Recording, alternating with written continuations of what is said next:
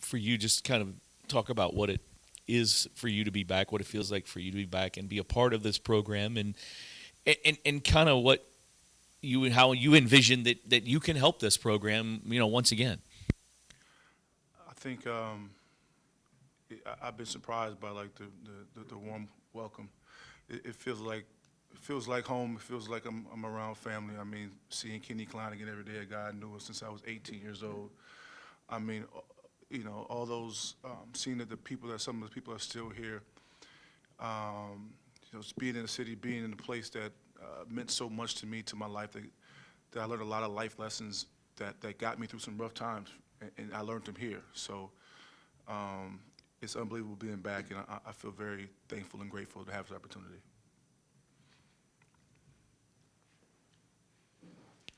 Could you still average 20? We just talked about this. So I probably couldn't play enough minutes, my body, to get 20, but the ratio will be close. It'll be close.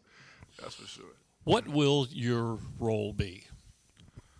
I think um, it'll definitely grow. I think me just being myself, my experiences, played in the league, played overseas. I've coached, been around some of the best coaches in the NBA.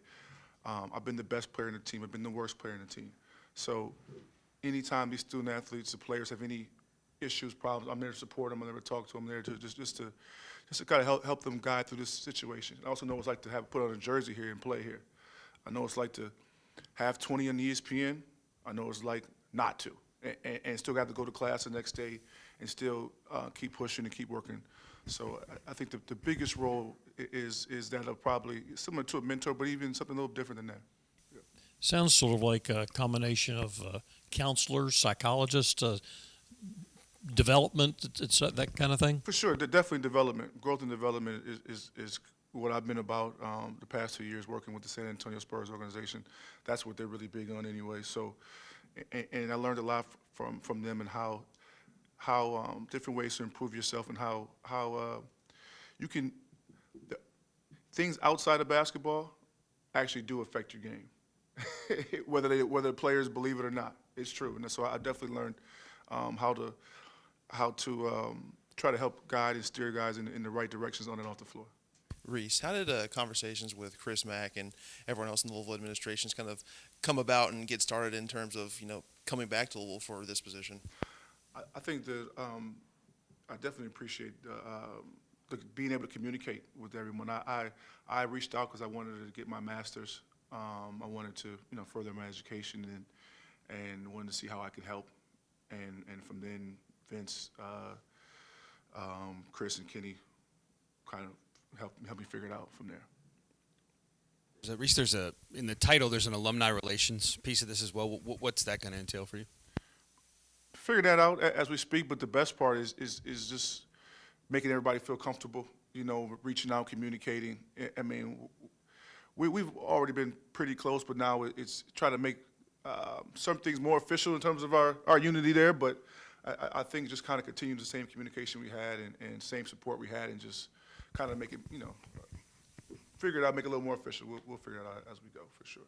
You mentioned the Spurs. Greg Popovich does not come across as real warm and fuzzy, but I get the impression that for those that are close to him, there is a very compassionate side of him that brings about pretty strong loyalty to him. Am I right on that? I would think so. I mean, I obviously didn't work with necessarily Pop. I watched him work though, and I listened to him a lot. So, the best Pop is like this. So, brand new staff from the G League to them, new video coordinators. He's on the road with the Olympics working on that. He comes back in the gym. It's like, who the F are all these people? When I come back tomorrow, I want every MFer with a name tag, right? So the new guys like me, I was like, oh man, this is serious. But he was halfway joking, halfway serious. The next day, they had name tags, but that's the kind of guy. That's the kind of guy he is, man. So he definitely demands a lot, commands a lot of attention. But watch him work on the floor, his skill level, when to speak, when not to speak. He's control of his command over his voice it was incredible to watch. Reece, were you a part of that meeting this summer with Vince and Chris and some of the former players? I was not there. Obviously, you've heard about it. And that, how important is the past to this program, and how can you, as you said, how can you help take those next steps? It's extremely important. I mean, you got to know who the standard bearers of your organization or your team or a program are, because if you study how they did it, how they became successful, and what it meant to them, you know, it'll trickle down either way, one way or another, to the players. And if you don't know who those staples are, because the key is we want the young people to know how much work and dedication that the players before us have put in and sacrifice for us to have, you know, everything they have right now. So it's definitely an important part of the process. Reece, to kind of piggyback off that a little bit, and even what Brett asked you about, you know, the alumni part of this thing, can you kind of act as maybe a bridge to, you know, the guys of the past and the guys that you played with to the current program right now? Yeah, I mean, the answer to that is actually pretty simple. Most all assistant coaches, whatever, they want to do that. The problem is Khalil has a scout. The problem is, you know what I mean, Coach Mack has a lot to do, obviously, right? So I think this opportunity kind of gives me time to do that, and also still coach a little, well, not coach, but still help and be around. So I think it's very simple. It's just the opportunity is just not there, but every coach really would love to do it and want to do it. The time just isn't there. But now hopefully we got some time to do it.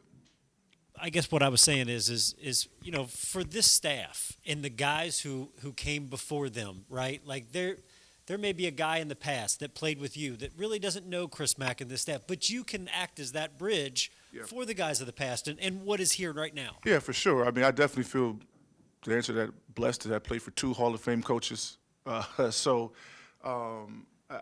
be able even to bridge that gap, I guess, for everyone to feel comfortable coming and being around the program, because that's what Coach Mack wants. I mean, he you know, so to be able to assist him in that, assist the program in that is beneficial for him. Kind of building off of that, do you think the fact that you played for both Crum and Bettino kind of helps kind of bridge between past players and alumni with some of the more current players and people around the Louisville administration? I would agree. Like I said, I've known this guy since I was 18 years old. I've known some of the former players since I was been here. Jerry, all those guys were talking to me then. Some of the Coach P's players or whatever, we're still pretty tight. We still talk a lot. So for me to be able to know that whole group is definitely important, and hopefully we can do something positive with me in this position. Anything else? Great. Thank you. Thanks, Reece. Thank you, guys.